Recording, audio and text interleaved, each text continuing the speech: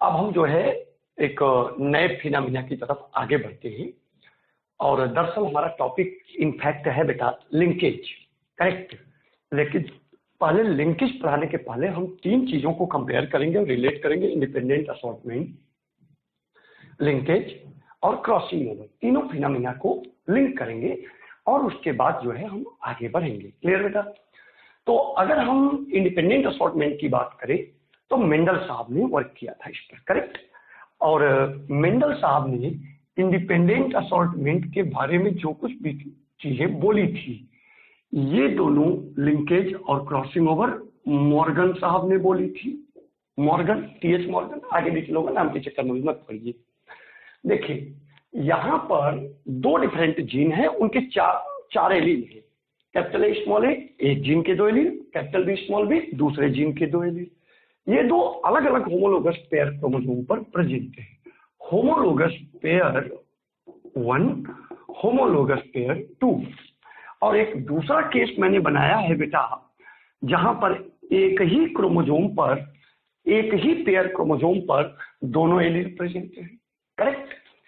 Mendel साहब का कहना था कि जब दो जीन हो, जैसे इसको मैं रिप्रेजेंट कर देता हूं, चलो capital A small A capital B small B, correct. तो इसको भी मैं रिप्रेजेंट कर सकता हूं, capital A small A capital B small B. Done. इन्होंने बोला था ये डाईहाइब्रिड है। तो डाईहाइब्रिड या पॉलीहाइब्रिड क्रॉस में segregation of one allelic pair, मतलब कैपिटल ए स्मॉल ए का segregation is independent to the segregation of other allelic pair, यानी कि कैपिटल बी स्मॉल बी। मतलब कैपिटल ए स्मॉल ए का separation capital B small B पर depend नहीं करता। ये बात मेंडल साहब ने बोली थी। तो गौर करिए, जब ये सेग्रीगेट होंगे सर, तो एक तरफ जाएगा कैपिटल ए और दूसरी तरफ जाएगा स्मॉल ए। इधर एक तरफ जाएगा कैपिटल बी, दूसरी तरफ जाएगा स्मॉल बी। अब इनका कॉम्बिनेशन बनाइए तो या तो गैमेट बनेगा ए बी, या तो गैमेट बनेगा ए स्मॉल बी, या तो गैमेट बनेगा स्मॉल ए कैपिटल बी, या तो गैमेट बनेगा स्मॉल ए स्मॉल बी। यानी कि टोटल कितने टाइप के गैमेट बनेंगे? 4। अगर आपको याद होगा तो यही चीज मैंने डाईहाइब्रिड में लिख के 4 टाइप गैमेट बनाए थे। ये मेंडल साहब बोलते थे कि दो gene present on 2 different pair chromosome, they have tendency to assort independently. इसका असॉर्टमेंट से इंडिपेंडेंट होगा। And how many types of gametes will be form? 4। और इसी फिनोमेना को हम बोलते हैं इंडिपेंडेंट असॉर्टमेंट। लेकिन भाई साहब ये बात मेंडल साहब ने बोली, बोलिए, मेंडल साहब ने बोली। तो मेंडल साहब ने बोल दिया कि इंडिपेंडेंटली असॉर्ट होते हैं अलग अलग जीन पेयर। लेकिन ये बात हमेशा सही नहीं होती, क्योंकि अगर 2 या 3 जीन एक साथ प्रेजेंट है एक क्रोमोसोम पर, तो उनके एक जनरेशन से दूसरे जनरेशन में एक साथ जाने की टेंडेंसी होगी। और उसी फिनोमेना को हम बोलते हैं linkage. And in this case only how many types of gametes will be form? Only 2 types of gametes will be form. बोलिए। तो यहां पर मेंडल साहब के जस्ट अपोजिट बात हुई। मेंडल साहब बोलते थे कि 2 डिफरेंट जीन अगर हैं, 2 डिफरेंट जीन पेयर हैं, 2 डिफरेंट एलिक पेयर हैं, तो इंडिपेंडेंटली असॉर्ट करेंगे और कितने टाइप गैमेट बनेंगे? 4। जबकि बाद में पता चला कि अगर 2 डिफरेंट जीन या 3 डिफरेंट जीन एक ही क्रोमोसोम पर हैं, तो उनके एक साथ जाने की टेंडेंसी होगी एक जनरेशन दूसरे जनरेशन। और उसी फिनोमेना को बोला गया था लिंकेज। हालांकि मेंडल साहब को यह बात पता नहीं थी कि इंडिपेंडेंट असॉर्टमेंट तभी होता है जब जीन्स डिफरेंट क्रोमोसोम पर प्रेजेंट होते हैं। वो ऐसा सोचा करते थे, करेक्ट। कि वो इंडिपेंडेंटली बस जाते हैं, उनको जानकारी नहीं थी उस समय क्रोमोसोम वगैरह की, क्योंकि क्रोमोसोम वगैरह की प्रॉपर डिस्कवरी उस समय नहीं हुई थी। अब अगर हम बात करें, देखिए 2 जीन सेम क्रोमोसोम पर है, देखिए A B small A B. अब एक क्रॉसिंग ओवर अगर करने जाता है, पहले एस फेज में रेप्लिकेट करते हैं, दिखता नहीं है, मैंने ऐसा दिखा दिया आपको। तो बोलो कैपिटल ए रेप्लिकेट किया, capital A capital A, capital B small A small A small B small. अब अगर ये पैकेट 3 में क्रॉसिंग ओवर करे, मान लो ये वाला कर गया, तो इधर चला गया कैपिटल ए, इधर चला है स्मॉल ए। तो गौर करिए अब क्या बनाइए, capital A capital B, small A capital B, capital A small B, small A small B. बोलिए जरा देखिए कितने टाइप गैमेट बना, capital A B, small A capital B, capital A small B, small A small B. फिर से कितने type के gamete बने, 4 टाइप के। मतलब कि अगर जीन 4 टाइप्स के गैमेट फिर से बन गए, बोलिए जरा 4 टाइप के गैमेट फिर से बन गए। तो अगर जीन 2 डिफरेंट जीन का रेफरेंस केवल लेते हैं, 2 different gene 2 different pair chromosome पर है, तो वो इंडिपेंडेंटली असॉर्ट करेंगे, कितने टाइप गैमेट बनेंगे, 4। अगर 2 different gene same pair chromosome पर है तो वो एक साथ इनहेरिट होने की टेंडेंसी होगी, that is called as linkage. और how many types of gametes will be formed, 2। लेकिन अगर जीन सेम क्रोमोसोम पर है और उनमें क्या हो रही होगी, क्रॉसिंग ओवर। क्या हो रही होगी, क्रॉसिंग ओवर।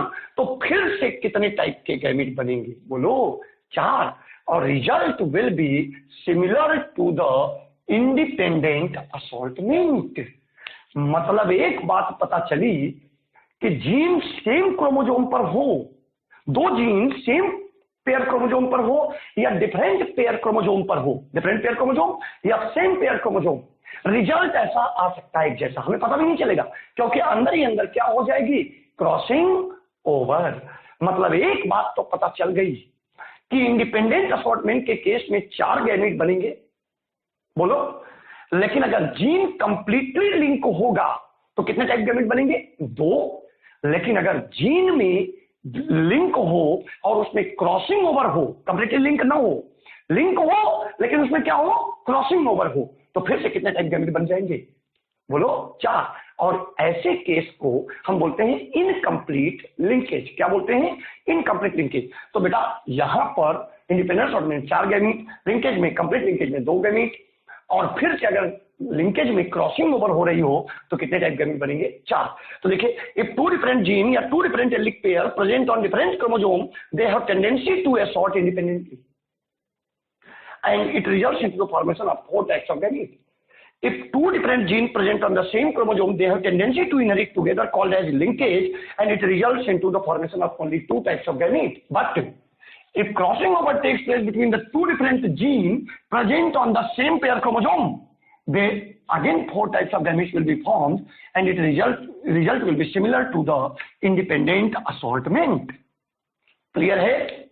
मैं आपको बताना चाहूंगा कि Mendel was very lucky that he did not encounter the phenomena of linkage. Mendel बहुत लकी थे कि उनको लिंकेज नहीं मिला, नहीं तो वो कोमा में चले जाते और पूरी एक्सपेरिमेंट उनकी बर्बाद हो जाती। क्यों? क्योंकि जब डाई हाइब्रिड क्रॉस मेंडल साहब कराते थे, capital A small A capital B small B, capital A small A capital B small B, बोलो इसमें कितने गैमेट बनते थे, 4। इसमें कितने गैमेट बनते थे, 4। बोलो 4 गैमेट बनते थे, और टोटल ऑफस्प्रिंग कितने बनते थे, 16। अगर यही जीन कंप्लीट लिंक होते तो कितने गैमेट बनते, 2। कितने गैमेट बनते, 2 2 2 4। टोटल ऑफस्प्रिंग कितने बनते, मात्र 4। तो मेंडल लकी थे कि उनको मोनोहाइब्रिड में कितने ऑफस्प्रिंग मिले, 4। डाई हाइब्रिड में कितने मिले, 16। और ट्राई हाइब्रिड में कितने मिले, 64। अगर लिंकेज होता तो केवल कितने ऑफस्प्रिंग मिलते, 4। और मेंडल चले जाते कोमा में कि ये क्या चक्कर हो रहा। मेंडल बहुत बड़े लकी थे। तो बोलो मेंडल के सफल होने का एक बहुत बड़ा रीजन क्या है, यहां नोट करके लिख लो, मेंडल वाज सक्सेसफुल। ये भी क्वेश्चन आता है, ठीक है, बहुत बड़ा रीजन है बेटा, because he did not encounter, exact question आया हुआ है, द फिनोमिना ऑफ, बोलिए लिंकेज। इन्होंने लिंकेज नहीं डिस्कवर कर दिया, नहीं तो इनको प्रॉब्लम आ जाती। मेंडल नसीब वाले थे, क्योंकि उस समय ना तो क्रोमोसोम डिस्कवर था, ना तभी से जीन डिस्कवर था। मेंडल जी तो हवा में बेचारे बोलते थे कि बिल्कुल सही बातें बोलते थे। तो अगर वो लिंकेज डिस्कवर करते तो उनको प्रॉब्लम आ जाती, क्योंकि केवल 2 गैमेट। और मैं आगे आपको बताऊंगा कि मेंडल के 7 कैरेक्टर यानी 7 जीन, मेंडल ऐसा समझते थे कि उनके 7 जीन यानी 7 कैरेक्टर अलग अलग जगह पर हैं और इसलिए वो इंडिपेंडेंटली असॉर्ट हो रहे हैं। जबकि आपने भी पढ़ा था कि मेंडल के 7 कैरेक्टर केवल कितने क्रोमोसोम पर थे? 4। बोलो कितने क्रोमोसोम पर थे? 4। इसका मतलब मेंडल के 7 कैरेक्टर के कुछ जीन लिंकेज रिप्रेजेंट करते थे। बोलिए, तो फिर मेंडल क्यों नहीं डिस्कवर कर पाए लिंकेज? इसलिए क्योंकि मेंडल के जो जीन सेम क्रोमोसोम पर थे वो क्रॉसिंग ओवर करके रिजल्ट इंडिपेंडेंट असॉर्टमेंट जैसा दे सकते थे, लेकिन इत्तेफाक ये था कि मेंडल ने कभी उन कैरेक्टर के जीन को एक साथ नहीं लिया, नसीब था ये, जो कि लिंकेज रिप्रेजेंट करते थे।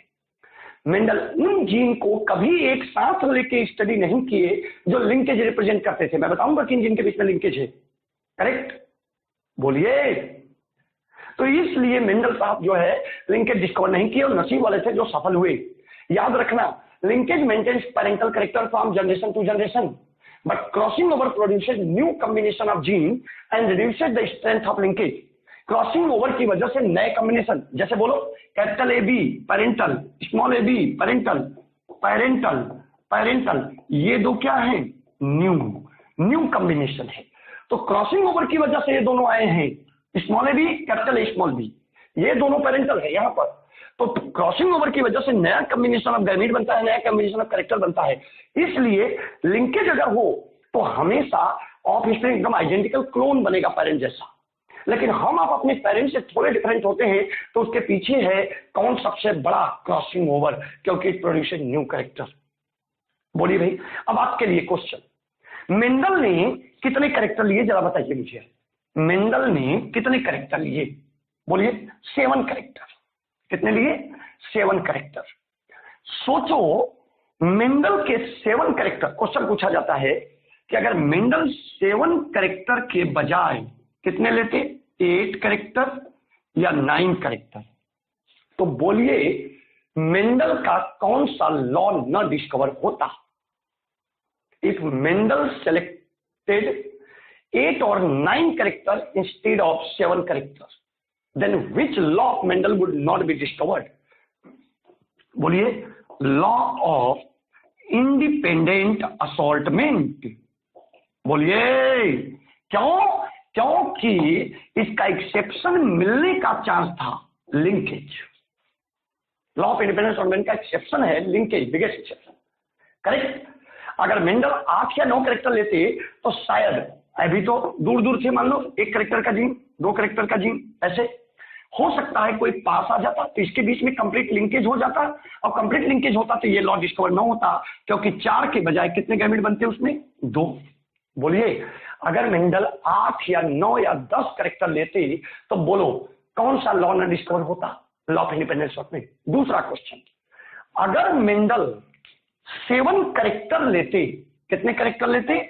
7 कैरेक्टर। 7 कैरेक्टर लिया मेंडल ने, बोलो। और मान लो मेंडल को पहले नहीं पता था, पाइसम सेक्टाइवम में 14 के बजाय केवल कितने क्रोमोसोम होते? 12 या 10। बोलो, 14 के बजाय 10 या 12 क्रोमोसोम होते, तो फिर से कौन लॉ न डिस्कवर होता? लॉ ऑफ इंडिपेंडेंट असॉर्टमेंट, क्योंकि फिर से ज्यादा चांस होते किसके मिलने के? लिंकेज के, क्योंकि 7 कैरेक्टर का कोई जीन क्लोज आ जाता किसी क्रोमोसोम पर और लिंकेज फिर से मिल जाता और law of independent assortment discover न होता। तो दिमाग में रखिएगा, दोनों बेहतरीन क्वेश्चन है। इफ मेंडल सेलेक्टेड कितने? 8, 9 और 10 character, then which law of Mendel would not be discovered the law of independent assortment। अगर पाइसम स्टॉर्म में 14 के बजाय 12 या 10 क्रोमोसोम होते तब भी कौन सा लॉ डिस्कवर होता? Law of independent assortment. Clear है? अब हम बात करेंगे डिटेल में लिंकेज के बारे में, तो और इसका कॉन्सेप्ट आपको क्लियर हो जाएगा। डोंट वरी, अभी तो ब्रीफ किया है जस्ट, अभी हम डिटेल में जाएंगे। जी, अभी हम लोग लिंकेज को डिफाइन किए और अब हम लोग आगे बढ़ते हैं लिंकेज में। जैसा कि मैंने आपको बताया, लिंकेज का मतलब क्या होता है बेटा, कि आपका लिंकेज में जो है, जब 2 या 2 से ज्यादा जीन एक क्रोमोसोम पर होते हैं, जैसे capital A, capital B, capital C, capital D, correct, तो इनको हम बोलते हैं लिंकेज। और इनके लिंक्ड जीन और इनके कलेक्टिव इनहेरिटेंस को हम क्या बोलते हैं? लिंकेज, जिसकी वजह से क्या मेंटेन होता है? Parental character. एग्री? तो यहां पर आपको एक बात साहब जी पता चली कि जीन का, ऐसे जीन जो सेम क्रोमोसोम पर होते हैं उनके एक साथ इनहेरिट होने की टेंडेंसी होती है और उसी टेंडेंसी को हम बोलते हैं लिंकेज। लिंकेज का अगर बेटा सबसे पहले किसी ने ऑब्जर्वेशन किया था तो it was by the Bateson and Punnett, correct. Bateson और पनेट साहब ने लिंकेज को सबसे पहले ऑब्जर्व किया था, डिस्कवर नहीं किया था। डिस्कवरी तो मॉर्गन साहब ने किया था, सही है। किसने किया था डिस्कवरी? मॉर्गन ने, जब उन्होंने ड्रोसोफिला पर, TH Morgan, correct, father of experimental genetics. तो इन्होंने ऑब्जर्व क्या किया, कब किया? While working on Lathyrus odoratus, you know better, it is also called as sweet pea, correct sir, sweet pea. तो इन्होंने जब स्वीट पी पर वर्क कर रहे थे तो इन्होंने कुछ ऐसी चीज पाई जो एक साथ एक जनरेशन से दूसरे जनरेशन जाती थी, और उसी को, उसमें दो टाइप के इन्होंने कैरेक्टर लिए। कुछ कैरेक्टर तो एक साथ जा रहे हैं एक जनरेशन से दूसरे जनरेशन लगातार, और दूसरे कैरेक्टर थे जो एक जनरेशन दूसरे जनरेशन नहीं जा रहे थे। तो जो एक जनरेशन से दूसरे जनरेशन जा रहे थे एक साथ, उनको बोला कपलिंग, और जो नहीं जा रहे थे, जो दूर रहने की टेंडेंसी रखते थे, उनको बोला रिपल्सन। तो ये क्या है? इन्होंने बोला कपलिंग और रिपल्सन टर्म, बिल्कुल भी इन्होंने लिंकेज टर्म कभी भी यूज नहीं किया, जस्ट लिंकेज फिनोमेना ऑब्जर्व किया, लेकिन इनको पता नहीं चला को लिंकेज है, करेक्ट। देखिए थोड़ा डीप में जाएंगे तो पता चलेगा।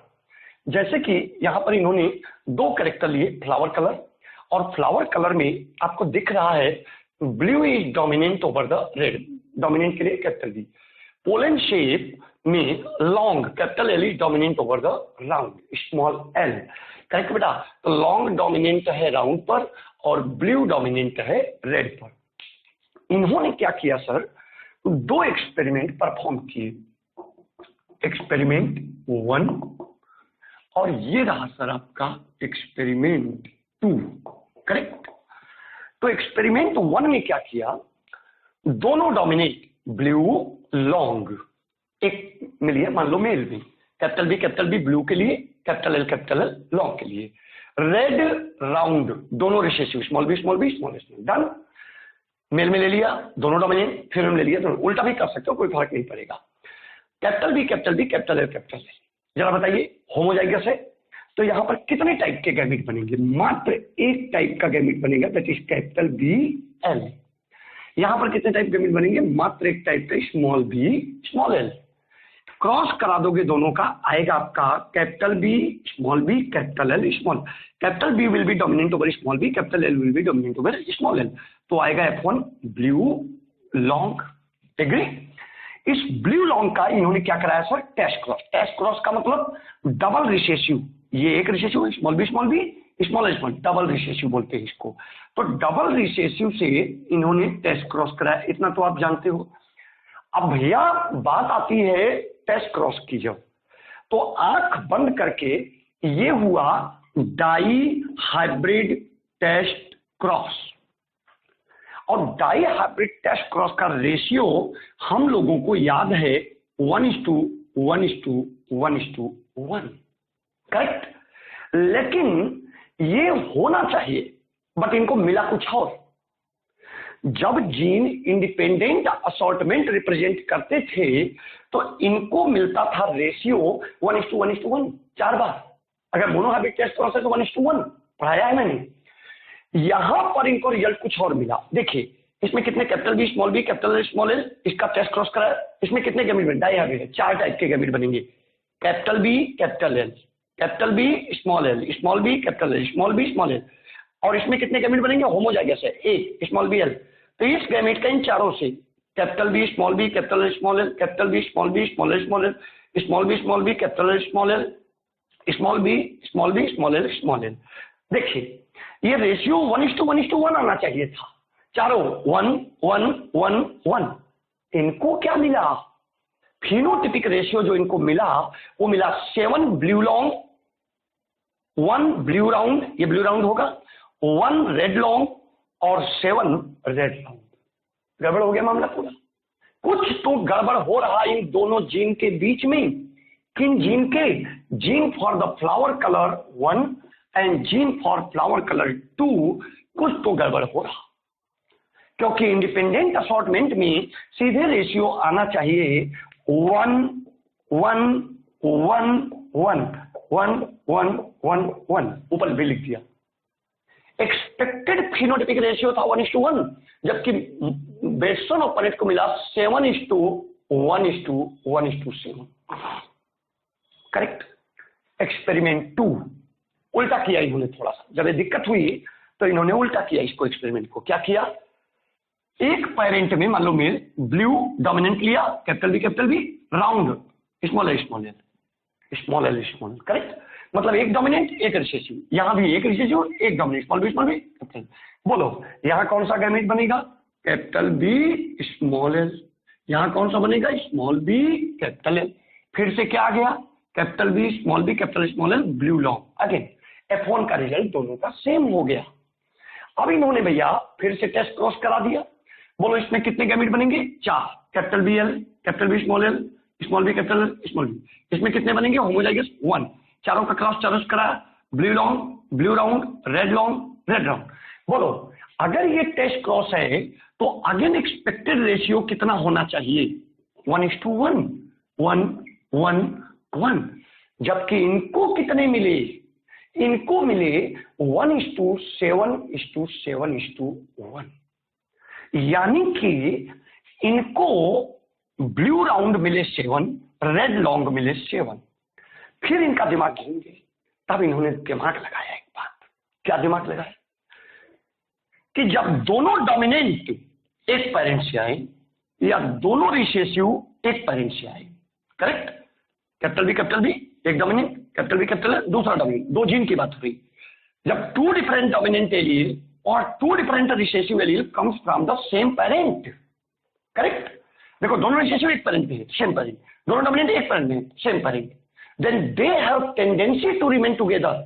उनको एक साथ जाने की टेंडेंसी होती है। तभी तो भाई साहब अगर इनको एक साथ जाने की टेंडेंसी ना होती तो ये ब्लू लॉन्ग 7 क्यों आया? ये क्यों नहीं 7 आया? दोनों डोमिनेंट एक में है, बोलिए, तो एक साथ 7 आया। दोनों रिसेसिव एक साथ है तो एक साथ ज्यादा आया। मतलब रेड राउंड और रेड राउंड यहां पर 7 आया, यहां पर 7 आया। मतलब जब दो डिफरेंट डोमिनेंट एलील या 2 different recessive allele same parent से आए, they have tendency to remain together. और इसी फिनोमिना को इन्होंने बेटा बोल दिया कपलिंग। क्या बोला? कपलिंग। और गौर करिए, इन्होंने बोला जब 2 डिफरेंट डोमिनेंट, एक ये अलग अलग पेरेंट्स से आए, डिफरेंट पेरेंट्स से आए, या 2 रिसेसिव डिफरेंट पेरेंट्स से आए, तो अब देखिए ब्लू लॉन्ग डोमिनेंट है, अलग अलग पेरेंट्स से आ रहे हैं, तो जरा देखिए ब्लू लॉन्ग कितना आया यहां पर? मात्र 1। राउंड रेड अलग अलग पेरेंट्स से आए तो रेड राउंड कितना आया? 1। बोलो अगर 2 डोमिनेंट अलग अलग पेरेंट्स से आएंगे या 2 रिसेसिव अलग अलग पेरेंट्स से आएंगे तो उनके दूर रहने की टेंडेंसी होगी, उनके दूर रहने की टेंडेंसी होगी। और इसी फिनोमिना को इन्होंने बोला साहब जी रिपल्सन। क्लियर? तो इनका कंक्लूजन ये था कि 2 डिफरेंट डोमिनेंट एलील और 2 different recessive allele comes from the same parent. 2 dominant allele experiment 1 से। Correct. 2 dominant allele, 2 different dominant allele capital B same parent से आते हैं, या 2 डिफरेंट रिसेसिव सेम पेरेंट से आते हैं, then they have tendency to remain together called as coupling. बोलिए। और अगर 2 डिफरेंट डोमिनेंट एलील और 2 different recessive allele comes from different parent, देखो दोनों डोमिनेंट अलग अलग पेरेंट से आ रहे हैं, ये दूसरे के लिए कंक्लूजन है एक्सपेरिमेंट 2 से और एक्सपेरिमेंट 1 से, तो they have tendency to remain separate called as repulsion. समझ में आई बात? इनका कहना था कि अगर 2 डोमिनेंट सेम पेरेंट से आए तो उनके एक साथ रहने की टेंडेंसी होगी, called as coupling. 2 recessive same parent से आए, उनके एक साथ रहने की टेंडेंसी होगी, कॉल्ड एज, बोलो, कपलिंग। अगर 2 डिफरेंट डोमिनेंट एलील अलग अलग पेरेंट से आए तो उनके दूर रहने की टेंडेंसी होगी। अरे तभी तो इसका नंबर कम आया, ब्लू अलग से आया, लॉन्ग अलग से आया, तो इसका रेशियो कम आया। बोलिए, तो उसको दूर रहने की टेंडेंसी होगी, that is called as repulsion. लेकिन बाद में मॉर्गन साहब ने एक्सपेरिमेंट किया फ्रूट फ्लाई यानी कि ड्रोसोफिला पर। इन्होंने बोला कि बेटसन एंड पनेट के जो कपलिंग और रिपल्सन है वो दो एस्पेक्ट है सेम फिनोमिना के, that is called as linkage. ये बात मैं आगे डिटेल में प्रूव करूंगा, डोंट वरी। मॉर्गन साहब ने किस पर एक्सपेरिमेंट किया बोलिए? मॉर्गन ने किस पर एक्सपेरिमेंट किया बेटा? ड्रोसोफिला पर, और बोला कि बेटसन और पनेट के जो कपलिंग एंड रिपल्सन है, these are two aspect of same phenomena called as linkage.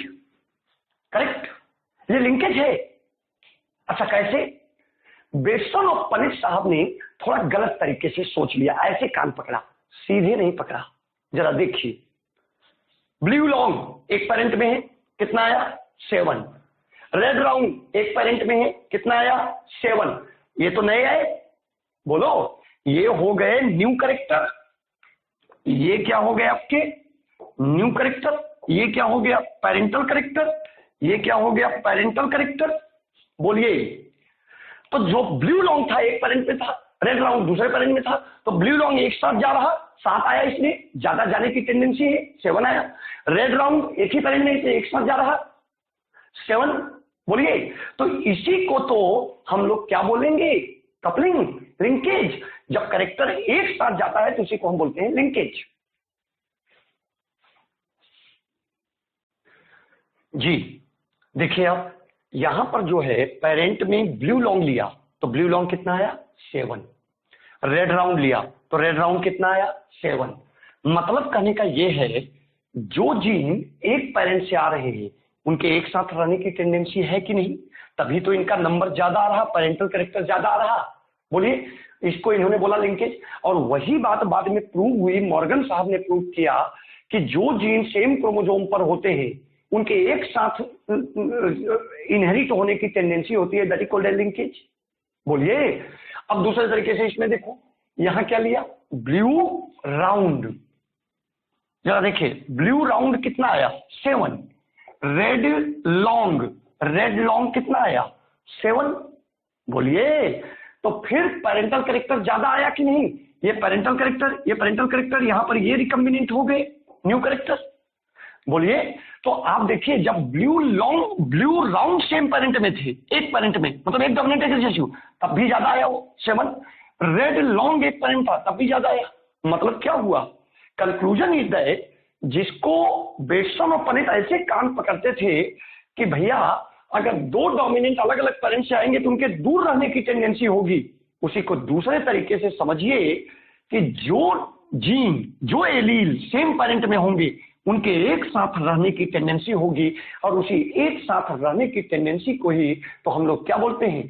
Linkage. तो बेटसन और पनेट जिस बात को कपलिंग और रिपल्सन बोला करते थे, उसको मॉर्गन ने ड्रोसोफिला पर एक्सपेरिमेंट करके बोला कि बेटसन और पनेट के कपलिंग और repulsion are two aspect of the same phenomena called as linkage. Overall conclusion is that कि जो पेरेंट में कैरेक्टर होता है और वो अगर सेम जीन क्रोमोसोम पर होते हैं तो उनके एक साथ रहने की टेंडेंसी होती है, और उसी फिनोमिना को क्या बोलते हैं? लिंकेज। लेकिन लिंकेज के बीच में जो नए कैरेक्टर आते हैं थोड़े बहुत, वो it is due to only and only due to crossing over, because you know better, जो सेम क्रोमोसोम पर जीन होते हैं उनको डिस्टर्ब करता है, उनका नया कॉम्बिनेशन प्रोड्यूस करता है, कौन? क्रॉसिंग ओवर, जिसकी वजह से नए कैरेक्टर आते हैं। क्लियर है भैया? अब हम बात करेंगे लिंकेज थ्योरी की। तो जैसा कि मैंने बताया, पहला point linkage theory, the genes which are present on same chromosome called as linked gene and their inheritance, ये इनहेरिटेंस है, कॉल्ड एज लिंकेज। दूसरी बात, जीन्स क्रोमोसोम में लिनियरली प्रेजेंट होते हैं। तीसरी बात, strength of linkage is directly proportional, inversely proportional to distance between two gene. Strength of linkage is inversely proportional to distance between two genes, 1/distance, because crossing over is the opposite phenomena to the linkage. Crossing over linkage का opposite phenomena अभी भी बताया मैंने, ठीक है। And it reduces the strength of linkage, ये linkage को strength को घटाएगा। क्रॉसिंग ओवर बढ़ेगी तो लिंकेज घटेगा, और क्रॉसिंग ओवर घटेगी लिंकेज बढ़ेगा, क्योंकि crossing over directly proportional to distance between two gene. तो यहां से आ गया कि linkage is inversely proportional to distance, जबकि crossing over is directly proportional to distance. और क्रॉसिंग ओवर जब बढ़ेगा तो लिंकेज घटेगा, इसीलिए डन। तो आपका यहां से आ गया क्रॉसिंग ओवर डिस्टेंस। जैसे एक हम एग्जांपल ले लें, chromosome A B C D E F G, these are gene. ये क्रोमोजोम हो गया, ये जीन हो गए। ए और बी, देखिए ए और बी में डिस्टेंस सबसे कम, तो डिस्टेंस सबसे कम तो क्रॉसिंग ओवर सबसे कम, क्रॉसिंग ओवर सबसे कम तो लिंकेज सबसे ज्यादा। ए जी डिस्टेंस सबसे ज्यादा दूर है, क्रॉसिंग ओवर सबसे ज्यादा, तो लिंकेज सबसे कम। तो डिस्टेंस बढ़ने के साथ साथ क्रॉसिंग ओवर बढ़ेगी और लिंकेज घटेगा। Fourth point, all the gene which are present on one pair homologous chromosome constitute या फॉर्म वन लिंकेज ग्रुप। एक पेयर क्रोमोजोम पर जो जीन होते हैं वो सब मिलके कितने लिंकेज ग्रुप बनाते हैं? One linkage group. तो number of linkage group equal to number of homologous pair chromosome 2n के लिए, और या हैप्लॉइड नंबर ऑफ क्रोमोजोम बोल दो। ये वाली डेफिनेशन n और 2n दोनों के लिए चलेगी, मतलब हैप्लॉइड डिप्लॉइड दोनों के लिए, क्योंकि भाई ऐसा थोड़ी नहीं कि homologous pair, number of homologous pair chromosome equal to number of linkage group.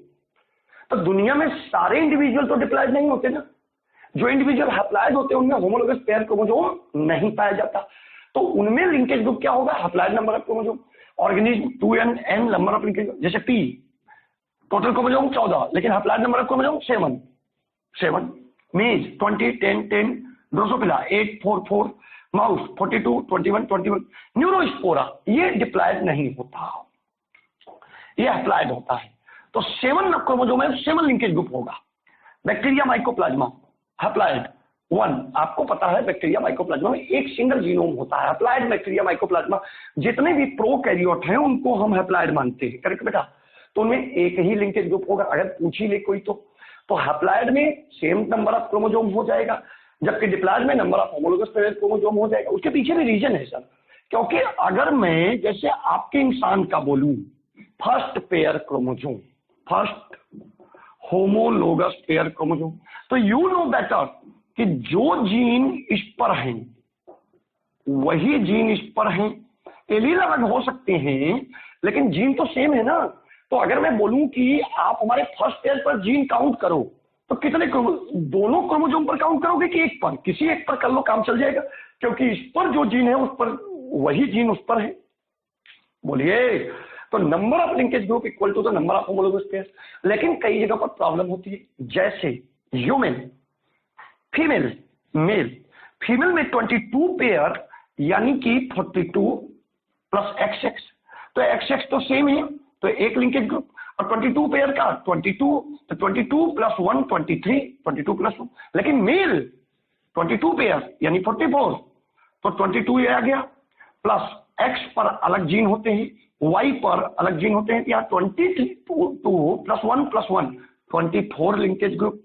बोलिए, क्योंकि X और Y पर सेम जीन नहीं होते, X पर अलग जीन होते हैं, ज्यादातर फीमेल वाले, ऐसा नहीं ज्यादातर केवल फीमेल वाले होते हैं, और भी जीन होते हैं, और Y पर अलग जीन होते हैं, करेक्ट, मेलनेस के लिए।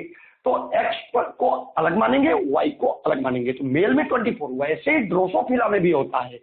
ड्रोसोफिला के मेल में 5 होता है क्योंकि ये XY होता है, और फीमेल में 4 होता है क्योंकि ये XX होता है, ठीक है। लेकिन अगर जनरल ह्यूमन में पूछे कितने लिंकेज ग्रुप है, तो आंख बंद करके 23। ड्रोसोफिला में कितने हैं? 4। हाँ, मेल और फीमेल का बोले तो अलग से बता देना, क्लियर? तो that is about the linkage theory. अभी हम बात कर रहे थे लिंकेज थियरी की, तो लिंकेज थियरी में थोड़ा सा एक्सटेंड कर लेते हैं चीजों को, और factors affecting crossing over and linkage एक टॉपिक है छोटा सा बना के, इसको पढ़ लेते हैं अपन। उसके बाद लिंकेज में और आगे हम बढ़ते हैं, है ना। तो यहाँ पर अगर हम देखें डिस्टेंस, तो आप अच्छी तरह से जानते हो, जैसे जैसे बेटा डिस्टेंस बढ़ेगी, डी मतलब डिस्टेंस इंक्रीज हुई, तो डिस्टेंस ही directly proportional to crossing over बढ़ा, और crossing over is inversely proportional to linkage, यानी क्रॉसिंग ओवर लिंकेज को घटाता है, लिंकेज करके, करेक्ट। टेम्परेचर, गौर करिएगा, T यानी टेम्परेचर आपने बढ़ाया तो क्रॉसिंग ओवर बढ़ा। उसके पीछे रीजन क्या होता है बेटा, आपको डेप्थ में नहीं जाना है, लेकिन मैं बताना चाहूंगा कि टेम्परेचर यानी टी जब बढ़ता है तो क्रोमोजोम की लूजनिंग हो जाती है, उसके ब्रेक होने के चांस ज्यादा होते हैं। दैट्स वाई क्रॉसिंग ओवर बढ़ेगी, और जब क्रॉसिंग ओवर बढ़ेगी तो लिंकेज अगेन घटेगा। हेट्रोक्रोमेटिन, हेट्रोक्रोमेटिन आपको पता है दो टाइप के क्रोमोजोम में पार्ट होते हैं, हेट्रोक्रोमेटिन और यूक्रोमेटिन। हेट्रोक्रोमेटिन मोर क्वाइल्ड यानी कंडेंस्ड पार्ट होता है, तो जितना ज्यादा क्वाइलिंग होगी उतना क्रोमोजोम कंपैक्ट होगा, तो उसमें क्या होगा, क्रॉसिंग ओवर के चांस कम होंगे, क्योंकि कंपैक्टनेस से उसके कट होने में, ब्रेक होने में चांस कम होगा। हेट्रोक्रोमेटिनाइजेशन बढ़ा, क्रॉसिंग ओवर घटा और लिंकेज बढ़ गया। अगर यही यूक्रोमेटिनाइजेशन होता क्रोमोजोम में, यूक्रोमेटिन ज्यादा हो तो क्रॉसिंग ओवर ज्यादा हो जाएगा और लिंकेज घट जाएगा। गौर करें, एज, जैसे जैसे एज बढ़ता है, आपने सुना होगा सेल की एज, तो सेल की एज बढ़ने के साथ साथ सर होता क्या है, क्रोमोजोम छोटा होता है, और साइज छोटी होगी तो क्रॉसिंग ओवर के चांस घटेंगे, लिंकेज के बढ़ेंगे। सेक्स, मेल की बात करें सर हम, तो मेल में एक्स वाई, फीमेल में एक्स एक्स। एक्स और वाई के बीच में कभी क्रॉसिंग ओवर नॉर्मली होती ही नहीं है, क्योंकि अगर वाई क्रोमोजोम का छोटा सा पार्ट कट के एक्स पर चला गया और वो पार्ट गया जो वाई पर मेल के लिए रिस्पॉन्सिबल है, तो पता लगा सब गड़बड़ हो गया, फीमेल मेल में बदलने लगेगी। तो मेल में हमेशा क्रॉसिंग ओवर कम होता है, लिंकेज ज्यादा होती है, फीमेल में क्रॉसिंग ओवर ज्यादा होती है, लिंकेज कम होता है। और इवन आपको एक डेटा बताना चाहेंगे, crossing over totally absent in the male Drosophila. भाई साहब, इसका मतलब मेल ड्रोसोफिला में कंप्लीट लिंकेज पाया जाता है आपका सेक्स क्रोमोजोम के लिहाज से। क्लियर है? एक्सरे बढ़ाएंगे तो क्रोमोजोम वीक होगा, क्रॉसिंग ओवर बढ़ेगा, लिंकेज घटेगा। अब बेटा छोटा सा टॉपिक और है, ये भी एक्स्ट्रा, लिंकेज में आने के पहले की टाइप्स ऑफ लिंकेज हम शुरू करें तो उसमें arrangement of gene on the chromosome, किसी एक क्रोमोजोम पर जो जीन होते हैं उनको आप जानते हो अच्छी तरह से, आप बोलते हो लिंक्ड जीन। तो लिंक्ड जीन का अरेंजमेंट जो किसी क्रोमोजोम पर होता है वो दो तरीके का होता है, एक सीस अरेंजमेंट, एक trans arrangement.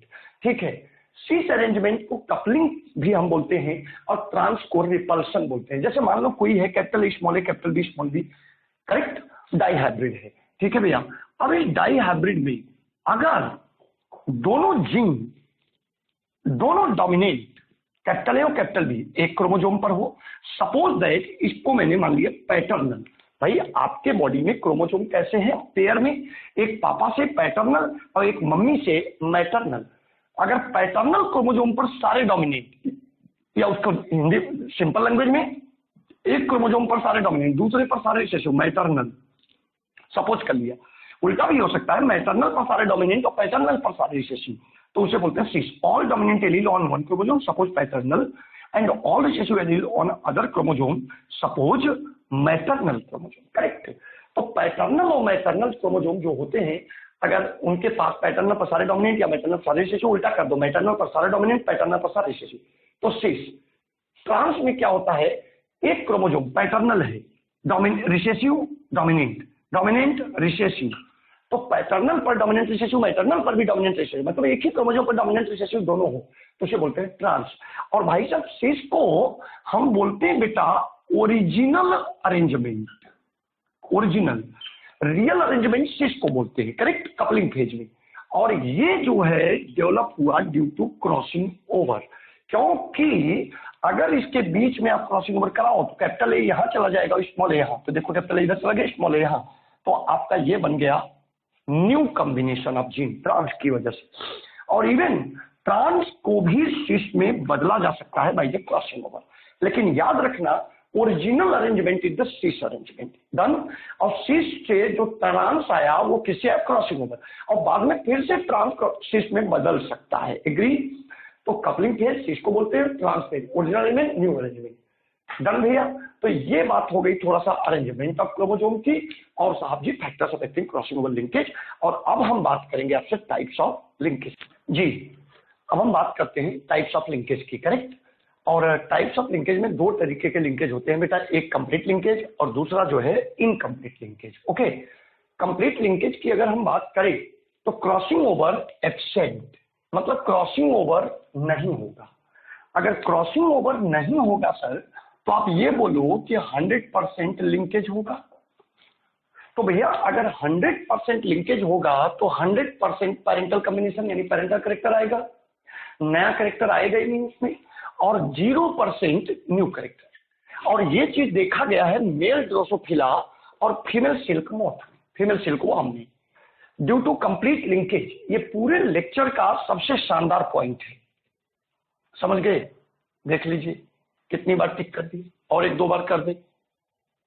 Due to complete linkage on selfing of any types of hybrid, कोई भी हाइब्रिड हो, डाइहाइब्रिड हो, ट्राइहाइब्रिड हो, टेट्राहाइब्रिड हो, पेंटाहाइब्रिड हो, any types of hybrid produces result similar to monohybrid cross. जो रिजल्ट आएगा वो मोनोहाइब्रिड जैसा आएगा। किसी भी हाइब्रिड को सेल्फिंग कराने के बाद जो रिजल्ट आएगा वो किसके जैसा आएगा? मोनोहाइब्रिड जैसा। जैसे डाइहाइब्रिड है, capital small A capital B small B cross with capital small, selfing होनी चाहिए। रेशियो क्या आएगा बोलो? 9:3:3:1 आएगा। लेकिन अगर कंप्लीट लिंकेज होगा तो 3:1, अभी आगे प्रूव भी करूंगा। ट्राइहाइब्रिड तब भी फिनोटाइपिक रेशियो 3:1, जीनोटाइपिक रेशियो 1:2। टेट्राहाइब्रिड तब भी, पेंटाहाइब्रिड तब भी। ये रिजल्ट कभी कंप्लीट लिंकेज के केस में होगा, चेंज ही नहीं होगा। आपको कोई भी बोले, चलो ये अभी समझ में नहीं आया, लेकिन एक बात मेरे ऊपर ट्रस्ट कर लो, कहीं भी लिखा हो कंप्लीट लिंकेज तो आंख बंद करो और सारा रिजल्ट किसका दे दो आप? मोनोहाइब्रिड का। डन। सारा रिजल्ट किसका दे दो? मोनोहाइब्रिड का। देखिए क्वेश्चन पूछा गया जैसे इजी सा, उसी को प्रूव कर रहे हैं just. On selfing of trihybrid plant find out phenotypic ratio and genotypic ratio if all the three genes are completely linked। वैसे तो अगर completely link लिखा है और ट्राई हाइब्रिड की सेल्फिंग हो रही है तो मैं तो आंख बंद करूंगा और phenotypic ratio क्या बोलूंगा? 3:1। कुछ करने वाला नहीं हूं मैं। जैसे मुझे अपने टीचर के ऊपर विश्वास है वैसे आप अपने ऊपर कर लीजिए। ये हो गया, आंसर दे दिया मैंने। लेकिन चलो आपको हम सिखाते हैं कैसे। जैसे ये प्लांट है बेटा, capital A small A capital B small B capital C small C, capital A small A capital B small B capital C, selfing करा दी। जब भी हमें अरेंज करना है तो दिमाग में रखिए कि आप नॉर्मली अपने दिमाग से उल्टा सीधा खोपड़ी मत लगाइए, शीश अरेंजमेंट करिए जब तक कुछ बोला ना जाए। शीश मतलब ओरिजिनल अरेंजमेंट, सारे डोमिनेंट एक पर, capital A capital B capital C, small B small C. इसमें भी यही capital A capital B capital C, small small. अब आपको अच्छी तरह पता है, इसको मान लो आप मेल, इसको मान लो फीमेल, कुछ भी कर लो। अब यहाँ पर कंप्लीट लिंकेज है, क्रॉसिंग ओवर तो होती नहीं, तो गैमीट जब बनेगा तो ये वाला क्रोमोजोम साथ में चला जाएगा। एक गैमीट ये बनेगा इसमें, capital A capital B capital C. दूसरा गैमीट बनेगा capital A sorry small B small C, same यहाँ पर एक गैमीट, यहाँ पर। टोटल गैमीट कितने बने? 4।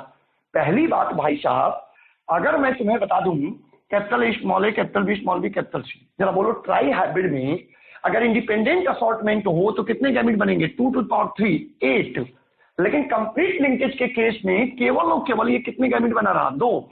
ये भी कितने बना रहा? 2। सोचिए, बात है यहाँ पर कंप्लीट लिंकेज की। कंप्लीट लिंकेज के केस में ये जीन हर जनरेशन में एक साथ जाएंगे, ये जीन हटने वाले नहीं है। कभी भी क्रॉसिंग ओवर हो तभी ये हट सकते हो। कंप्लीट लिंकेज का मतलब क्रॉसिंग ओवर 0%, करेक्ट? बोलो। तो इसमें केवल 2 गैमीट, इसमें केवल 2 गैमीट। अब ये कैपिटल ए बी सी इसे क्रॉस करेगा तो capital A capital A capital B capital B capital C. इसका फिर क्रॉस इसे कराओ, capital A small A capital B small B capital C small C. इसका इससे कराओ, capital A small A capital B small B capital C small C, small A small B small C. अब देखो, अगर इसको देखो तो ये 6 के 6 डोमिनेंट है अकेले, ये इसमें 3 dominant capital small A capital B 2, और इसको देखो तो 1, करेक्ट? तो जीनोटिपिक रेशियो तो आ गया 1:1। लेकिन अगर फिनोटिपिक की बात करें सर, तो ये डोमिनेंट, यहाँ 1 डोमिनेंट, 2 डोमिनेंट, 3 डोमिनेंट, यहाँ भी 1 2 3, यहाँ भी डोमिनेंट। तो ये तीनों सेम फिनोटाइप प्रोड्यूस करेंगे। आगे मैं प्रूव भी करूंगा, डोंट वरी। तो ये हो गए तीनों सेम फिनोटाइप, डोमिनेंट वाले 3, और ये अकेला 1, 3:1। तो आपने क्या देखा कि यहाँ पर ये अकेला 1 डोमिनेंट, यहाँ 2 डोमिनेंट, यहाँ सारे रिसेसिव। तो जीनोटिपिक रेशियो हो गया 1:1, 1:1, और यहाँ पर फिनोटाइपिक रेशियो हो गया 3:1। ओके बेटा, that is about the complete linkage. और भी क्वेश्चन मैं दूंगा और आपको सोल्यूशन बताऊंगा तो और क्लियर होगा। Incomplete linkage, crossing over present, crossing over होगी, न्यू करेक्टर, अगर क्रॉसिंग ओवर होगी साहब जी तो डेफिनेटली न्यू करेक्टर अपीयर होंगे। बोलिए होंगे कि नहीं? अरे भैया क्रॉसिंग ओवर होगा तो न्यू करेक्टर अपीयर होगा, तो पेरेंटल करेक्टर जो है डिक्रीज होगा, पेरेंटल करेक्टर डिक्रीज होगा। कहां से? 100% से नीचे आएगा। करेक्ट, गौर करिए, क्रॉसिंग ओवर न्यू करेक्टर बनाता है, लिंकेज पेरेंटल करेक्टर मेंटेन करता है। जैसे कंप्लीट लिंकेज के केस में 100% पेरेंटल था तो क्रॉसिंग ओवर 0 थी, यहां क्रॉसिंग ओवर हो रही है तो पेरेंटल करेक्टर जो 100% था उससे डिक्रीज हो रही। लेकिन एक बात सुन लीजिए, but parental character is always higher than the new character यानी recombinant because crossing over does not exceed 50%। Crossing over कभी 50% को एक्सीड नहीं कर सकता। भाई साहब, मैं आपको चिल्ला के एक बात बताना चाहता हूं कि नोट करके कहीं लिख लीजिए, क्रॉसिंग ओवर की वैल्यू फ्रीक्वेंसी या तो 50% से कम होगी या तो इक्वल होगी, लेकिन कभी भी क्रॉसिंग ओवर 50% से ज्यादा नहीं होगा। ये लिख लीजिए। उसके पीछे रीजन क्या है? छोटा सा है तो बहुत बड़ा रीजन, लेकिन आपके कोर्स के लेवल पर अगर मैं बात करूं सिंपल लैंग्वेज में, जरा देखो, ये क्रोमोसोम है, capital A small A, capital B small B, done. इसमें चलो क्रॉसिंग ओवर कराते हैं। इसका क्रॉसिंग ओवर कराया, बोलो, small A capital B, capital A small B, recombinant बन गया। एग्री? चलो, मतलब दो जीन में से एक में क्रॉसिंग हुई, मतलब 50% में, दो में से एक 50% में क्रॉसिंग हुई, ये रिजल्ट आया। चलो एक बार और क्रॉसिंग ओवर करा दो, इसमें भी करा दो, जरा देखिए क्या रिजल्ट आता है। फिर से small A small B, capital A capital B. अब जरा अपनी आंखों पर जोर डालो, इसे और इसे देखो, दोनों हो गए सेम, तो क्रॉसिंग ओवर का कोई फायदा ही नहीं हुआ। इसीलिए अगर क्रॉसिंग ओवर 50% ज्यादा होगी, धीरे धीरे फिर से पेरेंटल कैरेक्टर में बदलने लगेगा, तो प्रॉब्लम होगी। क्रॉसिंग ओवर, एक छोटा सा मैंने एक्सप्लेनेशन जस्ट दिया है आपके लेवल पर, तो क्रॉसिंग ओवर की वैल्यू हमेशा 50% से कम या इक्वल टू 50%। करेक्ट? इसीलिए हमेशा कभी भी दिमाग में रखिए, किसी भी क्वेश्चन में पेरेंटल कैरेक्टर की value will be always higher than the new character. बोलिए, हमेशा इनकम्प्लीट लिंकेज के केस में parental character will be greater than new character. कभी भी न्यू कैरेक्टर पेरेंटल कैरेक्टर से ज्यादा नहीं होगा आपके लेवल पर। ओके, क्लियर है? आपके लेवल तक की बात हुई। मॉर्गन ने भी 2 क्रॉस कराए थे, बॉडी कलर आई कलर में 1.3%, आई कलर और साइज ऑफ विंग में 37.2%। ओके, तो आपने देख लिया कि ये रिजल्ट आएगा आपका इनकम्प्लीट लिंकेज में कि क्रॉसिंग ओवर होगी लेकिन पेरेंटल कैरेक्टर घटेगा, but parental character will be always higher than the new character. Okay, अब हम बात करेंगे इनकम्प्लीट लिंकेज का एक्सपेरिमेंटल वेरिफिकेशन जो है मॉर्गन एक्सपेरिमेंट के द्वारा। करेक्ट? अभी देखने वाले हैं, सॉरी मैंने बोल दिया, ये स्टेटमेंट को आप इग्नोर कर दीजिएगा, जो मैंने परसेंटेज बोला कि बॉडी कलर और आई कलर वाला, ये अभी आप देखने वाले हो। करेक्ट? डोंट वरी जी। अब हम बात करते हैं मॉर्गन एक्सपेरिमेंट की। और दरअसल बेटा मॉर्गन एक्सपेरिमेंट जो किया गया था वो इनफैक्ट यहाँ पर जो मैं दिखा रहा हूँ वो इनकम्प्लीट लिंकेज को रिप्रेजेंट करने के लिए। करेक्ट? तो इनकम्प्लीट लिंकेज की जो है ये प्रूव करेगा कि यहाँ पर कैसे जीन इनकम्प्लीट लिंकेज रिप्रेजेंट करते हैं। और इस दौरान जो है बेटा इन्होंने इनफैक्ट डिस्कवर कर डाला सेक्स लिंकेज। करेक्ट? तो ये एक्सपेरिमेंट आपका मॉर्गन का जो है सेक्स लिंकेज और इनकम्प्लीट लिंकेज को रिप्रेजेंट करने के लिए किया गया, और आपके एनसीईआरटी में दिया हुआ है तो बोर्ड के लिए भी बहुत इंपॉर्टेंट है कई बार। करेक्ट? तो मॉर्गन साहब का जो एक्सपेरिमेंट 1 था बेटा, करेक्ट, एक्सपेरिमेंट 1, ये पहली बार एक्स क्रोमोजोम पर प्रेजेंट जीन की बात हो रही है। एक्स क्रोमोजोम सेक्स क्रोमोजोम है, तो सेक्स क्रोमोजोम पर अगर लिंकेज की स्टडी किया जाएगा तो उसको बोलेंगे सेक्स लिंकेज। आगे हम इसको डिटेल में पढ़ेंगे, colour blindness, haemophilia, sex linkage के एग्जांपल है। तो यहां पर सेक्स लिंकेज की डिस्कवरी हुई थी और सही पूछिए तो एक्स लिंकेज इसी में स्टडी किया गया था। करेक्ट। अब हम बात करते हैं कि मॉर्गन ने जो एक्सपेरिमेंट 1 किया था बेटा, वो बॉडी कलर और आई कलर के जीन के बीच में किया था। करेक्ट। बॉडी कलर और आई कलर जीन के बीच में किया था एक्सपेरिमेंट 1, और आई कलर और साइज ऑफ विंग के बीच में एक्सपेरिमेंट 2, और मैं आपको अभी रिप्रेजेंट करने जा रहा हूं एक्सपेरिमेंट 1। यानी कि हमारी बात होगी दो जीन की, एक जीन जो बॉडी कलर को रिप्रेजेंट करता है और दूसरा जीन जो आई कलर को। एक्सपेरिमेंट 2 जो होगा वो आई कलर और साइज ऑफ विंग के बीच में होगा। करेक्ट। वो नेक्स्ट टाइम बताएंगे। तो पहले बॉडी कलर में अगर देखें तो ड्रोसोफिला में दो body colour, grey Y plus का मतलब डोमिनेंट, येलो वाई मतलब रिसेसिव। आपको बताना चाहूंगा सर, यहाँ पर एक कॉन्सेप्ट होता है, अगर किसी कैरेक्टर के लिए हम दो एलील लेते हैं ट्रेट के लिए, तो स्मॉल लेटर अगर रिप्रेजेंट करें तो ये रिसेसिव होता है, और स्मॉल लेटर के ऊपर प्लस कर दें तो ये डोमिनेंट होता है। करेक्ट। तो डोमिनेंट लिखने के दो तरीके हैं, मतलब कैपिटल में लिख दो या स्मॉल लेटर के ऊपर प्लस लगा दो। एग्री। तो यहाँ पर ग्रे वाई प्लस लिखा है मैंने, येलो वाई, तो येलो रिसेसिव हो गया, ग्रे डोमिनेंट हो गया। आई कलर में रेड डब्ल्यू प्लस तो डोमिनेंट हो गया, व्हाइट डब्ल्यू रिसेसिव हो गया। तीसरा साइज ऑफ विंग जो बाद में बात होगी, लॉन्ग एम प्लस मिनिएचर या वेस्टिजियल एम, तो लॉन्ग डोमिनेंट मिनिएचर के ऊपर, रेड डोमिनेंट व्हाइट के ऊपर, ग्रे डोमिनेंट येलो के ऊपर। डन। तो हम पहले लेते हैं बॉडी कलर और आई कलर। तो बॉडी कलर में मेल लिया, फीमेल लिया। मेल के लिए हमने लिया ग्रे रेड, मेल की जो बॉडी थी वो ग्रे, आई थी रेड। फीमेल के लिए हमने लिया येलो व्हाइट।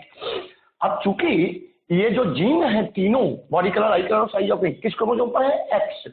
अगर हम ड्रोसोफिला की बात करें तो ड्रोसोफिला में बेटा मेल में होता है एक्स वाई क्रोमोसोम और फीमेल में होता है एक्स एक्स, हमारी आपकी तरह एग्जैक्टली।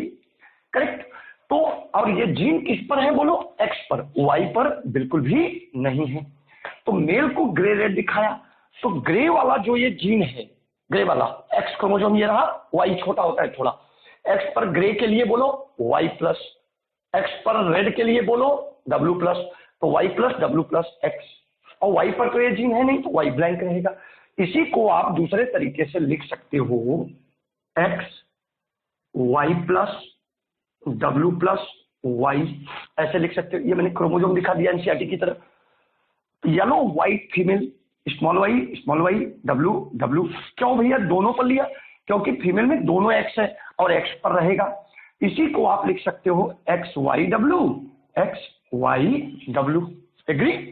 अब बेटा जो है हमने क्रॉस करा दिया, तो जरा बताइए साहब जी, ये मेल है, मेल में दो गैमीट बनेंगे, X Y plus W plus, मतलब आपका एक गैमीट तो ये हो गया और दूसरा गैमीट ये हो गया वाई, जिस पर कोई जीन नहीं है।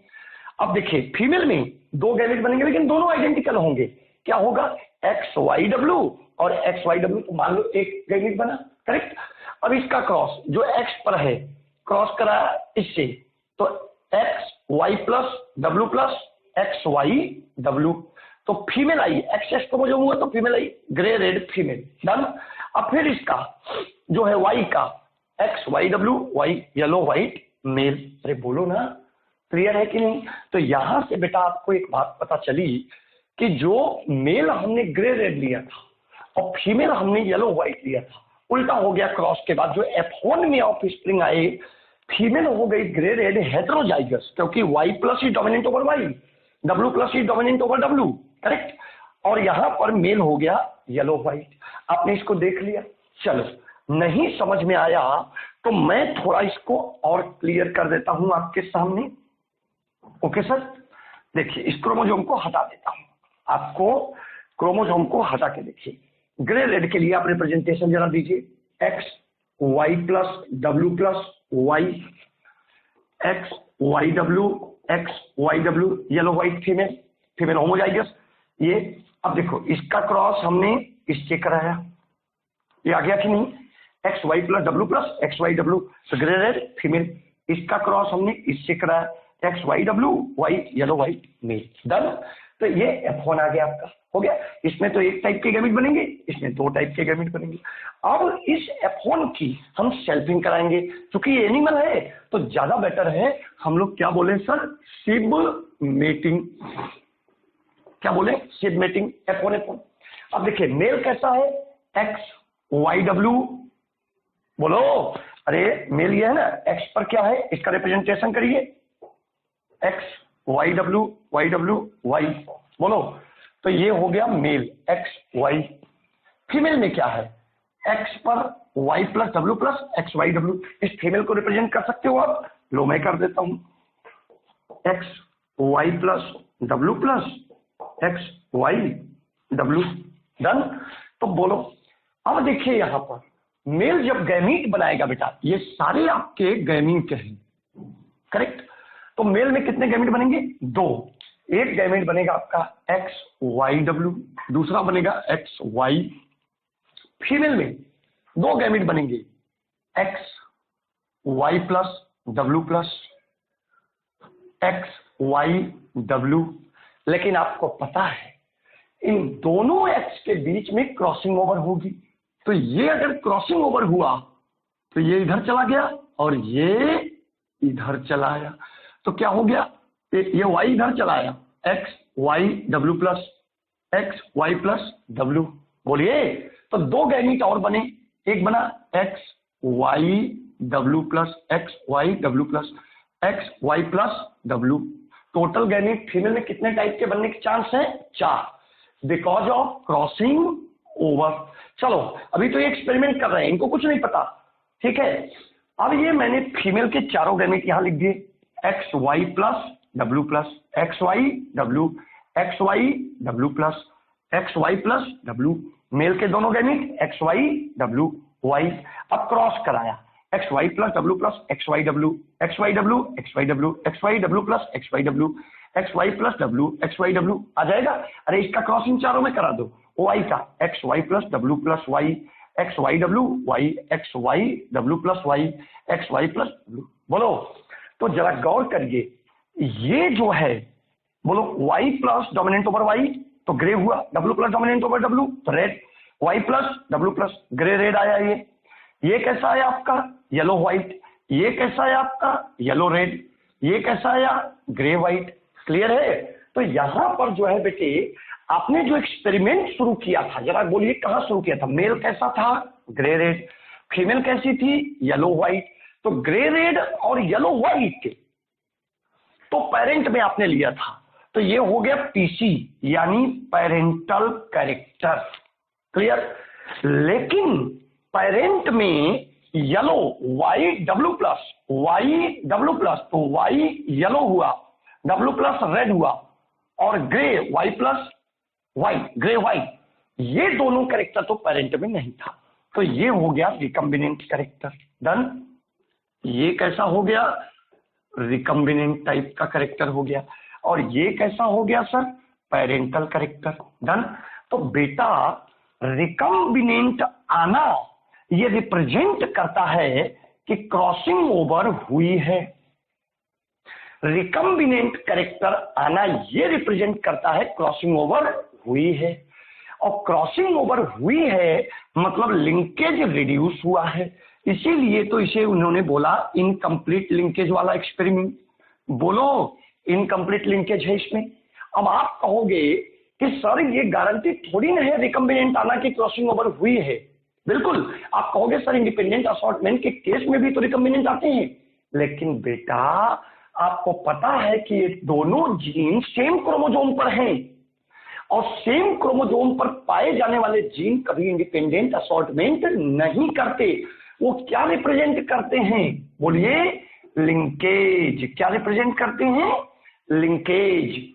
और लिंकेज में अगर क्रॉसिंग ओवर हो जाए तो रिजल्ट कैसा आ जाएगा, इंडिपेंडेंट असॉर्टमेंट जैसा। बोलिए, तो यहां पर सेम क्रोमोसोम पर दोनों जीन है, तो इस बात से पता चलती है कि रिकम्बिनेंट का आने का मतलब एक ही चांस है कि कौन सा फिनोमेना हुआ है, क्रॉसिंग ओवर। अगर क्रॉसिंग ओवर ना हुआ होता तो ये कभी भी ना आता। क्लियर है बेटा। क्योंकि यहां पर पेरेंटल कैरेक्टर भी आए, इसलिए यहां लिंकेज है। दूसरी बात, क्योंकि सेम क्रोमोसोम पर है, दूसरी बात कुछ रिकम्बिनेंट आए, इससे यह पता चला कि यहां पर क्या हुआ है, क्रॉसिंग ओवर। और जहां लिंकेज में क्रॉसिंग ओवर हो तो उसे हम बोलते हैं इनकम्प्लीट लिंकेज। क्लियर है? क्योंकि ये सेक्स क्रोमोसोम का लिंकेज है, एक्स क्रोमोसोम पर प्रेजेंट जीन है, तो इसलिए सेक्स लिंकेज या एक्स लिंकेज। एग्री? और बेटा ये चूंकि मॉर्गन ने एक्सपेरिमेंट किया था तो result you have to learn. Clear? उनको पेरेंटल कैरेक्टर कितना मिला था? 98.7%। उनको न्यू कैरेक्टर यानी कि रिकम्बिनेंट कितना मिला था? 1.3%। इससे यह पता चलता है कि यहां पर क्रॉसिंग ओवर बहुत ही कम है। बोलिए, क्रॉसिंग ओवर बहुत कम है और लिंकेज ज्यादा है। इससे यह पता चलता है इन दोनों जीन के बीच में डिस्टेंस बहुत कम है। इन दोनों जीन के बीच में डिस्टेंस बहुत कम है, इसीलिए क्रॉसिंग ओवर कम है, इसीलिए लिंकेज ज्यादा है। तो लिंकेज ज्यादा होगा तो पेरेंटल कैरेक्टर ज्यादा आएगा, क्योंकि लिंकेज पेरेंटल कैरेक्टर मेंटेन करता है। क्लियर है भाई साहब? तो that is about the first experiment. ये आपको पता होना चाहिए और रिजल्ट आपको याद करना पड़ेगा। ये नहीं कि यहाँ पर देख के चार ये तो 50-50% कर दिया ना। ये मॉर्गन का रिजल्ट है, आपने तो ये थियोरेटिकल क्रॉस कराया है, थियोरेटिकल क्रॉस है ये मेंडल के रूल के मुताबिक। लेकिन मॉर्गन तो 200 फिला लेके क्रॉस कराते थे।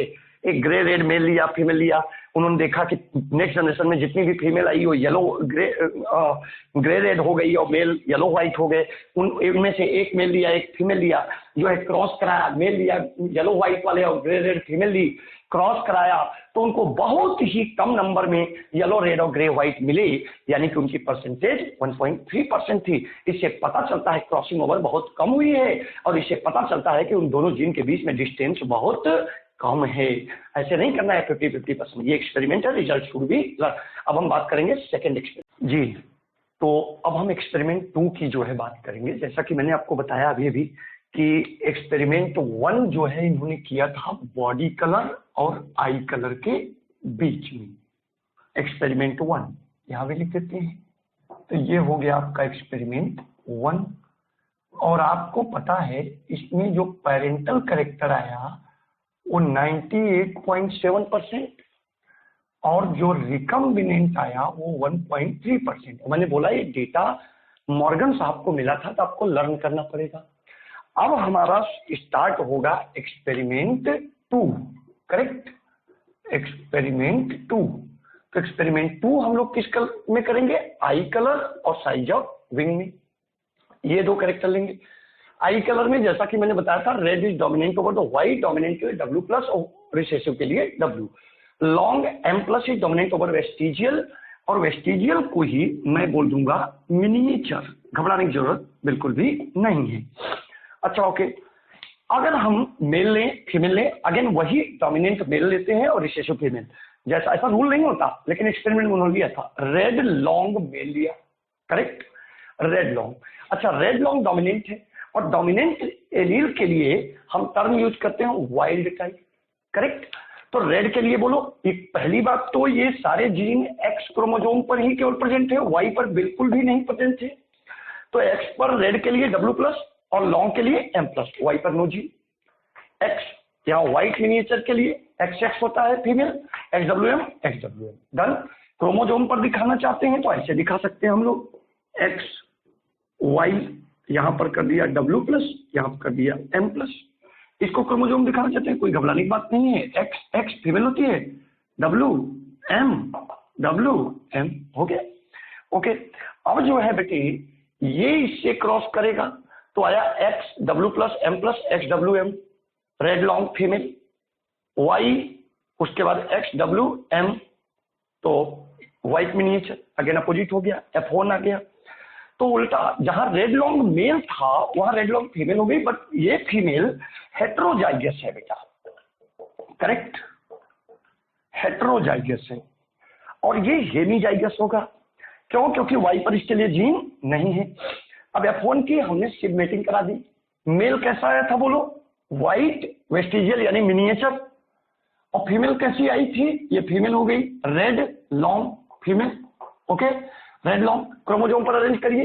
बोलो व्हाइट के लिए W, वेस्टिजियल के लिए M, XWM, Y पर कुछ नहीं, रेड लॉन्ग X पर W plus M plus XWM, crossing over होगा तो ये जो है जब क्रॉसिंग ओवर हुआ तो ये इधर चला गया, ये इधर चला गया, तो X पर W M प्लस एडिटीज आ गया, W plus M, correct.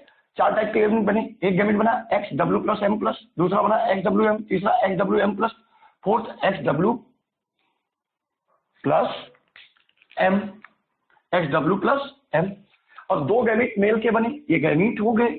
Okay sir, तो इधर फिर से वैसे क्रॉस करा दिया, फीमेल को इधर ले लिया, मेल को इधर ले लिया, वर्टिकल एक्सिस पर। मेल में बोलो कौन से गैमेट है, XWM Y, XW plus M plus XWM, XWM plus XW plus M, ये चारों गैमेट रख लिए हमने। बोलो सर, करेक्ट। अब इसका क्रॉस सबसे करा दो, तो XW plus M plus XWM, XWM XWM, XWM plus XWM, यहाँ तो XW है ही, XW प्लस M XWM, फिर Y का सबसे करा दो, XW plus M plus Y, XWM Y, XWM plus Y, XW plus M Y। बोलो W प्लस ही dominant over W, M plus ही डोमिनेंट ओवर M, तो ये आ गया रेड लॉन्ग, W की वजह से, W प्लस की वजह से रेड और M प्लस की वजह से long, correct. XWM white miniature, XW white M plus long, XW plus red M miniature, done. अब देखिए फिर से वही बात बना कि आपने पेरेंट में क्या लिया था, पेरेंटल कैरेक्टर क्या है, रेड लॉन्ग व्हाइट मिनिएचर, तो यहां पर रेड लॉन्ग और व्हाइट मिनिएचर तो पेरेंटल कैरेक्टर आया, लेकिन इसके साथ साथ आपको व्हाइट लॉन्ग और रेड मिनिएचर मिले तो रिकम्बिनेंट आए। बोलिए सर, रिकम्बिनेंट आए मतलब क्या कि बीच में कहीं न कहीं क्रॉसिंग ओवर जरूर हुई है, मतलब इसका क्या कि ये इनकम्प्लीट लिंकेज है। क्यों इनकम्प्लीट लिंकेज है भाई साहब, क्योंकि पेरेंटल कैरेक्टर के साथ साथ रिकम्बिनेंट भी आ रहा और सेम क्रोमोसोम पर जीन है, तो इसका मतलब बीच में क्रॉसिंग ओवर हुई है तभी तो रिकम्बिनेंट आ रहा, और लिंकेज में अगर सेम क्रोमोसोम पर है इसलिए लिंकेज, और क्रॉसिंग ओवर हो रही है इसलिए incomplete linkage, correct. Parental character ये तो लर्न करना पड़ेगा सर, 62.8%, और रिकम्बिनेंट यानी न्यू कैरेक्टर बोलिए कितना, 37.2%। इससे क्या पता चलता है, ये एक्सपेरिमेंट का रिजल्ट है, इट शुड बी लर्न। देखो बाकी तो आप कर सकते हो, लेकिन ये डेटा जो है आपको लर्न करना पड़ेगा, क्योंकि ये मॉर्गन को रिजल्ट मिला था, ये थियोरेटिकल कैलकुलेशन है। मैं फिर से वही बात रिपीट कर रहा हूं। अब देखिए सर, इस रिकम्बिनेंट की फ्रीक्वेंसी ज्यादा है।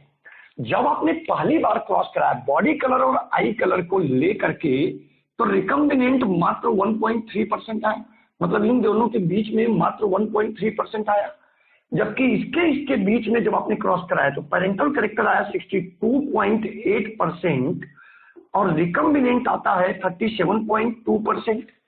ठीक, तो इससे ये पता चलता है कि इन दोनों जीन के बीच में यानी आई कलर और साइज ऑफ विंग के बीच में डिस्टेंस ज्यादा होगा। बोलिए, यहां पर रिकम्बिनेंट ज्यादा आने का मतलब डिस्टेंस ज्यादा, क्योंकि percentage crossing over frequency directly proportional to distance between 2 gene, और इसीलिए मैंने यहां पर क्रॉस में जो है आपको देखिए बॉडी कलर और साइज ऑफ विंग को पास पास रखा है और आई कलर और साइज ऑफ विंग को थोड़ा दूर रखा है। मजे लेने के लिए नहीं बनाया था, तुम्हें लगा होगा आंख का फर्क है सर के, चश्मा लगाते हैं, तो ऐसा नहीं है। इसको दूर रखने का एक तरीका है, क्योंकि इनके बीच में डिस्टेंस ज्यादा है। इसके बीच में gene for eye colour and size of wing, जबकि gene for body colour and eye colour में डिस्टेंस कम है। क्लियर है? आपको बस एक डेटा याद रखना है कि बॉडी कलर और आई कलर के बीच में रिकम्बिनेशन 1.3%, पेरेंटल अपने आप आ जाएगा, माइनस कर देना 100 में से, और आई कलर और साइज ऑफ इनके बीच में 37.2%। तो that is the result performed by experiment performed by Morgan, first experiment performed between the body colour and eye colour, ठीक है, and percentage of recombination frequency between genes for these two characters is 1.3%. Second experiment is eye color and size of wing, and percentage of recombination frequency between these two genes is 37.2%. It represents that distance between gene for the eye color and size of wing is more than the gene for the body color and eye color. Clear है बेटा?